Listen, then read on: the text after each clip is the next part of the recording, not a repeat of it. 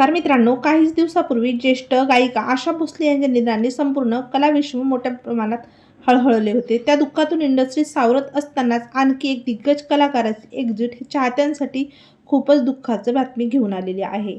पाहूया संपूर्ण बातमी. तत्पूर्वी आपण जर तारांगण या मराठी यूट्यूब चॅनलला सबस्क्राईब केलं नसेल तर नक्की सबस्क्राईब करा. टी सिरीज संस्थापक गुलशन कुमार यांचे धाकटे बंधू दर्शन कुमार यांचं निधन झालेलं आहे.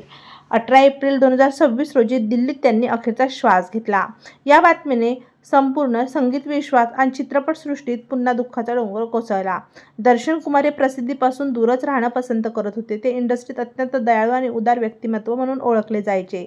दर्शन कुमार हे अत्यंत शांत स्वभावाचे, पडद्यामागील योगदानासाठी ते ओळखले जायचे. त्यांनी अनेक कलाकारांना पाठिंबा दिला होता.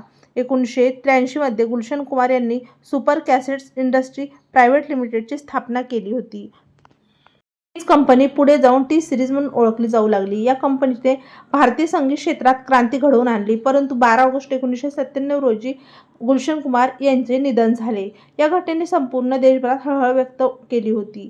त्यानंतर कृष्ण कुमार आणि भूषण कुमार यांनी कंपनीची जबाबदारी आपल्या खांद्यावर धरली. गुलशन कुमार हे टी सिरीजचा चेहरा होते, तर कंपनीच्या पडद्यामागील सर्व जबाबदाऱ्या दर्शन कुमार सांभाळत होते. गेल्या काही काळापासून ते वृद्धापकाळाशी समस्यांनी ग्रस्त होते.